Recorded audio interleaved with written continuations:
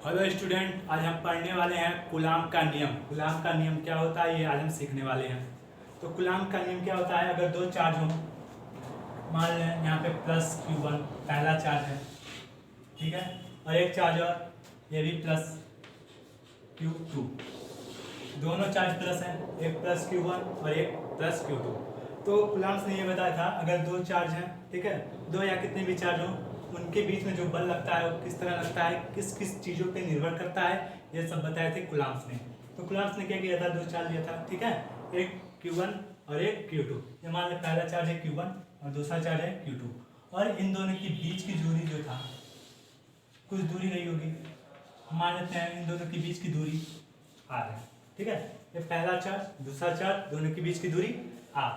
तो इन्होंने बताया था कि जो दो चार्ज हैं अगर दोनों प्लस हैं, ये हम जानते हैं अगर प्लस प्लस चार्ज है तो क्या होता है, प्रतिकर्षण, यानी जो समान चार्ज है तो दोनों एक दूसरे को दूर खींचेंगे। तो प्लस प्लस में क्या होता है, प्रतिकर्षण, यहाँ पे लिख देते हैं प्लस प्लस में प्रतिकर्षण,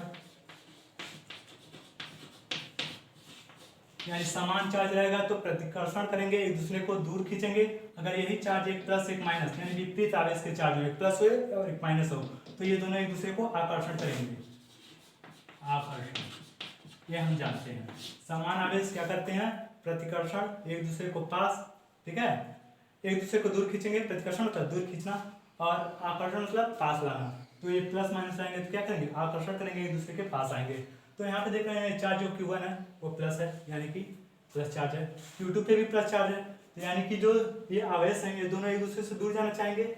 तो ये जो आवेश है Q1 इस पे फोर्स लगाएगा तभी ना इसको पीछे करेगा, और ये इस पे भी फोर्स लगेगा इसके कारण, और इस पे फोर्स लगेगा इसके कारण, यानी दोनों आवेश एक दूसरे पे फोर्स लगाएंगे। तो Q1 के कारण Q2 पे फोर्स किधर लगेगा, तो ये भी कूलाम ने बताया था, डायरेक्शन भी बताया था, क्योंकि फोर्स क्या होता है, सदिश वेक्टर क्वांटिटी होता है, तो उसमें डायरेक्शन भी इंपॉर्टेंट होता है। इधर डायरेक्शन किधर होगा, जो ये दोनों आवेश हैं इन दोनों आवेशों को जोड़ने वाली जो लाइन है, ये रेखा है, इसी रेखा पे ही फोर्स लगेगा, ठीक है, इन दोनों लाइनों को, इन दोनों आवेशों को जोड़ने वाली जो रेखा है इसी रेखा पे ही फोर्स लगेगा, इसी लाइन के पर ही फोर्स लगेगा, यानी लाइन की डायरेक्शन इधर है, इन दोनों को जोड़ने पे तो फोर्स भी इधर ही लगेगा, ठीक है। इस पे इन दोनों को जोड़ने वाली रेखा इस तरह बढ़ा है तो फोर्स किधर लगेगा, इस दिशा में है। और देखें अगर ये Q1 है, फोर्स किस पे लग रहा है, Q1 पे, यानी आवेश 1 पे, किसके कारण, Q2 के कारण, तो 2 के कारण, यानी फोर्स ऑन 1 ड्यू टू 2, ठीक है।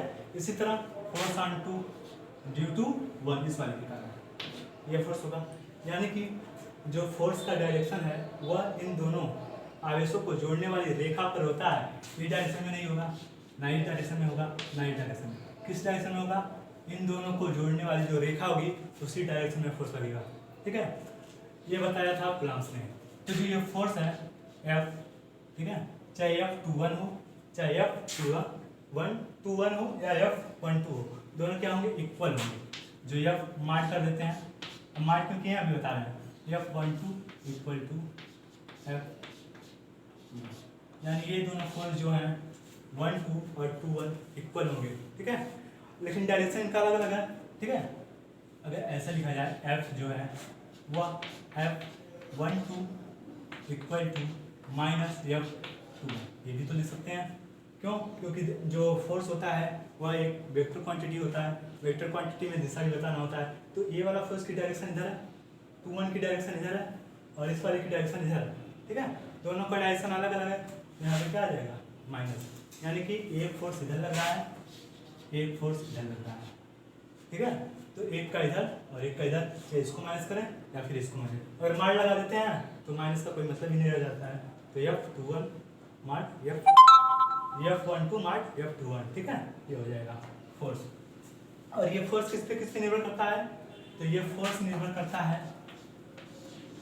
प्रोपोर्शनल होता है, ये आवेशों कितने कितने आवेश हैं इनका गुणनफल, यानी Q1 इंटू Q2, दोनों आवेशों के गुणनफल के प्रोपोर्शनल होता है। इसका मतलब ये होता है फोर्स को अगर बढ़ाना है, फोर्स को क्या करना है, बढ़ाना है, तो आवेशों की मात्रा बढ़ाना पड़ेगा, यानी Q1 को बढ़ाना पड़ेगा और Q2 को बढ़ाना पड़ेगा। अगर आवेश को बढ़ा रहे हैं तो फोर्स क्या होगा, बढ़ेगा, प्रोपोर्शनल है Q1 Q2, ये पहला बताया था कूलाम्स में। दूसरा नंबर बताया था इन्होंने इनवर्सली प्रोपोर्शनल होता है 1/r²। इनवर्सली प्रोपोर्शनल होता है इन दोनों के बीच की दूरी का स्क्वायर का, यानी इन दोनों के बीच की दूरी का स्क्वायर का क्या होता है, इनवर्सली प्रोपोर्शनल। इसका मतलब ये हुआ अगर हमको फोर्स को इंक्रीज करना है, यानी फोर्स को अगर बढ़ाना है तो इन दोनों के बीच की दूरी कम होनी चाहिए, क्योंकि यहाँ पे इनवर्सली प्रोपोर्शनल है, वो भी स्क्वायर में, तो इनके बीच की दूरी क्या होनी चाहिए, कम होनी चाहिए। तो ये हुआ कूलाम का पहला स्टेटमेंट। एफ प्रोपोर्शनल होता है Q1 Q2 के, और एफ इनवर्सली प्रोपोर्शनल होता है उनके बीच की दूरी अगर r है तो r² पे, ठीक है। अब इन दोनों स्टेटमेंट को मिलाकर इन्होंने लिखा F equal to K Q1 Q2 upon r²। ये है कूलाम्स का नियम, F equal to K Q1 Q2 upon r²। अब यहाँ पे K क्या है, जब हम प्रोपोर्शनल को साइन को हटाते हैं तो एक कांस्टेंट से गुणा करते हैं, तो वो कांस्टेंट K है, ठीक है। इसको कूलाम कांस्टेंट कहते हैं। अब K का वैल्यू क्या होता है, इसको मिटा देते हैं, तब देखते हैं, इधर देख लेते हैं। K का वैल्यू जो होता है वह 1/4π होता है, और कहीं कहीं बुक में ये भी लिखा होता है 1/4πε0। ये जो ε0 है वो एयर के लिए होता है, ये मीडियम पे डिपेंड करता है। जो K है वो कांस्टेंट होता है और डिपेंड करता है मीडियम, यानी कि जो आवेश है किस मीडियम में रखा गया है, ऑयल में रखा गया है कि एयर में है कि किस में है, सिलिका में है, किस में रखा गया है, उस मीडियम पे ये कांस्टेंट डिपेंड करता है। और एक चीज़ और, ये यूनिवर्सली कांस्टेंट नहीं होता है, जैसे मीडियम चेंज होगा वैसे इस कांस्टेंट का वैल्यू भी चेंज होता चला जाएगा। और यहाँ पे जो ε0 है, ε0 इसको एयर के लिए लेते हैं, एयर या वैक्यूम कुछ भी कर सकते हैं, ठीक है। एयर के लिए भी मान लेते हैं, वैक्यूम के लिए भी ε0 मान लेते हैं। ε0 इसको पढ़ते हैं, ε होता है फार्मूले में, लेकिन ये ε0 लिखते हैं जब फार्मूले में तो वह एयर के लिए होता है कांस्टेंट। अब इसका वैल्यू कितना होता है K का, K का जो वैल्यू होता है वह 9 × 10⁹ होता है। अब K का यूनिट क्या होता है, वैल्यू तो मालूम है 9 × 10⁹, और यूनिट कैसे निकालेंगे, अब यूनिट यहाँ से निकालना है, फार्मूला मालूम है तो यूनिट निकालना बहुत आसान होता है, तो हम यहाँ से यूनिट निकाल सकते हैं। तो यहाँ से यूनिट K का निकालना है तो K को यहीं पे छोड़ेंगे, ठीक है। F R यहाँ पे डिवाइड कर रहा था, यहाँ पे मल्टीप्लाई कर देगा r², ठीक है। Q1 Q2 दोनों आवेश हैं, Q1। अब हमको मालूम है फोर्स का यूनिट क्या होता है, न्यूटन। R क्या होता है, दूरी, दूरी का मात्रा क्या होता है, मीटर, स्क्वायर है तो मीटर स्क्वायर, ठीक है। आवेश Q1 Q2 दो आवेश हैं, दोनों का मल्टीप्लाई हो रहा है, एक का कूलाम एक का कूलाम स्क्वायर। ये होता है K की यूनिट। तो K का जो वैल्यू होता है 9 × 10⁹ न्यूटन मीटर स्क्वायर प्रति कूलाम स्क्वायर, या फिर ऐसे भी लिख सकते हो न्यूटन मीटर स्क्वायर कूलाम के यूनिट, ठीक है। ये होता है K की वैल्यू। अब ε की वैल्यू होता है, ε की वैल्यू एयर के लिए कितनी होती है, और क्वेश्चन आता है उसमें ये वैल्यू दे देता है, तो ε की वैल्यू होती है 8.854 × 10⁻²। ये ε की वैल्यू होती है, और ये ε की वैल्यू एयर के लिए, ठीक है। ε0 है, सॉरी ε0 है, किसके लिए है, एयर के लिए। इसकी वैल्यू क्या होती है 8.85 × 10⁻12। अब ये ε की यूनिट क्या होती है, इसकी भी तो कुछ यूनिट होगी, तो हम ε की यूनिट निकालते हैं, इसको इरेज कर देते हैं। और ये कूलाम के नियम में F = K की जगह क्या लिख सकते हैं, K का वैल्यू कितना होता है 1/4πε0 एयर के लिए, ठीक है। Q1 Q2 upon r², Q1 Q2 upon r², ठीक है। अब यहाँ से हम ε की वैल्यू निकालेंगे 1/4π क्या होगा, कांस्टेंट है, इसकी यूनिट नहीं होगी, यूनिट किसकी होगी, इन सबकी होगी, जो भी है कांस्टेंट का कोई यूनिट नहीं होता है, तो ε का यूनिट निकालना है, ठीक है। इस वाले कांस्टेंट का जो यूनिट होता है, लेकिन इस वाले कांस्टेंट का जो अंक में है 4π, इसका यूनिट नहीं होता है, ठीक है। जो फोर्स है उसका यूनिट न्यूटन, ठीक है। ε का निकालना है, ये r क्या है, दूरी, तो यहाँ पे डिवाइड इधर आएगा तो मल्टीप्लाई मीटर स्क्वायर, ठीक है। ये ε का निकालना है, ऐसे कर देते हैं, इधर को इधर दे देते हैं पूरा, ये ε को इधर दे देते हैं, ε इसको छोड़ देते हैं, इसका यूनिट नहीं होगा, Q1 Q2 upon r²। F को इधर देते हैं, epsilon Q1 Q2 upon r square, और एफ इधर आ जाएगा और सबका यूनिट लिख लेते हैं। साइन की यूनिट निकल जाएगी Q1 का गुलाम का स्क्वायर अपॉन आर का मीटर स्क्वायर और एफ का न्यूटन। इसको पहले लिख लेते हैं। एफ का क्या होता है न्यूटन और इसका आर स्क्वायर यानी कि मीटर स्क्वायर।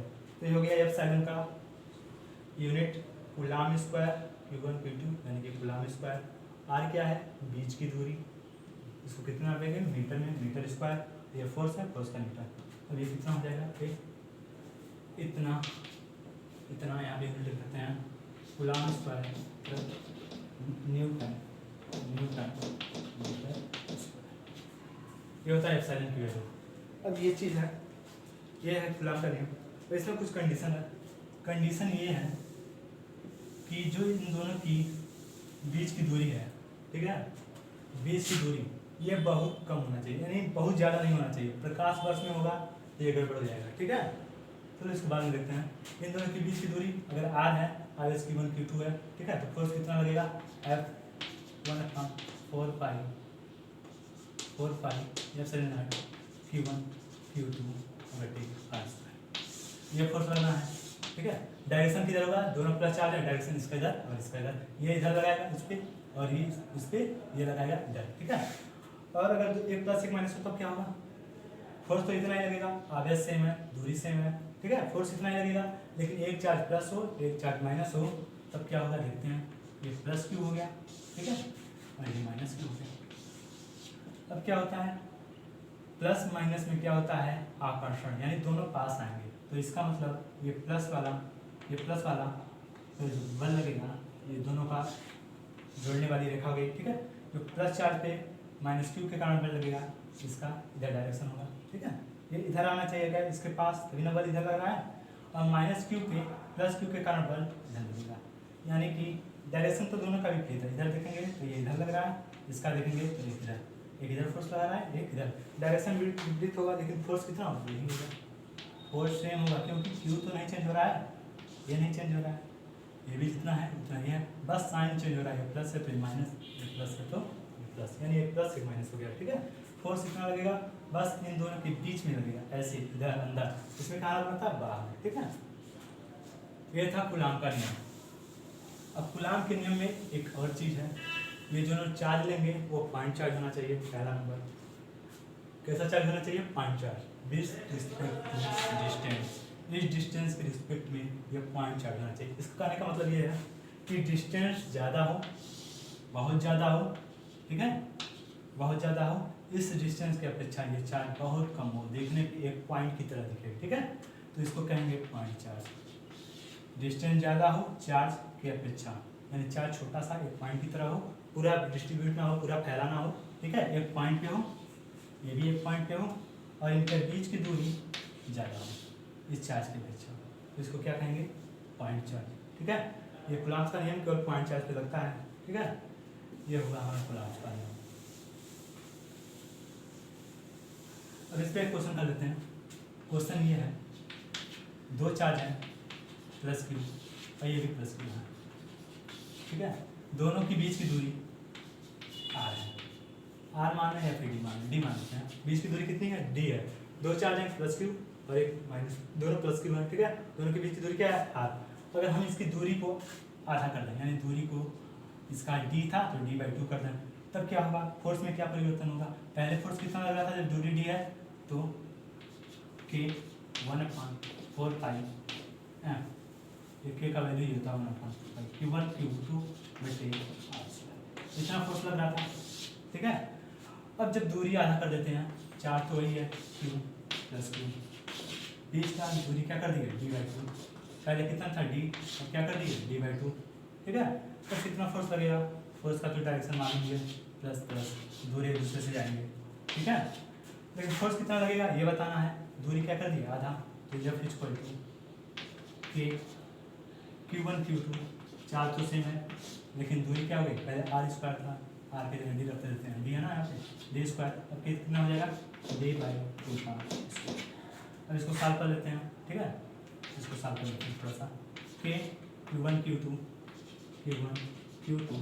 2 का स्क्वायर करेंगे 4, एफ इक्वल टू के Q1 Q2, और यहाँ पे 2 का स्क्वायर 4 ऊपर चला जाएगा, नीचे है, और डी स्क्वायर, ये चीज़ होगा। अब यहाँ से देखें ये वाला चीज़, ये वाला फोर्स है, अगर इसको एफ डैश माने पहले वाले, तो ये पूरा एफ डैश है कि नहीं, के Q1 Q2 बटे डी स्क्वायर, के Q1 Q2 बटे डी स्क्वायर। अगर इस वाले पहले वाले कंडीशन में जो फोर्स लग रहा है, अगर इसको एफ डैश माना है, तो ये पूरा हमारा एफ डैश निकल गया, यानी कि एफ इक्वल टू हो जाएगा एफ डैश और इंटू 4, या 4 टाइम ऑफ एफ डैश, यानी जो पहले बल लग रहा था, जितना फोर्स एफ डैश लग रहा था, उसका कितना गुना हो गया, 4 गुना हो गया। यानी कि दूरी को जब कम किए तो फोर्स क्या हुआ, बढ़ा ना। दूरी को क्या किए, कम किए, दूरी पहले डी था, अब आधा कर दिए, d/2 कर दिए, तो फोर्स क्या हो गया, 4 गुनी हो गई, ठीक है। 4 एफ डैश, पहले क्या लग रहा था, एफ डैश के Q1 Q2 upon D square, अब क्या लग रहा है, के एफ इक्वल टू के Q1 Q2 upon D square into 4, यानी 4 टाइम्स हो गया किसके, एफ डैश का। इसका मतलब ये समझ में आ गया कि जैसे ही हम इसका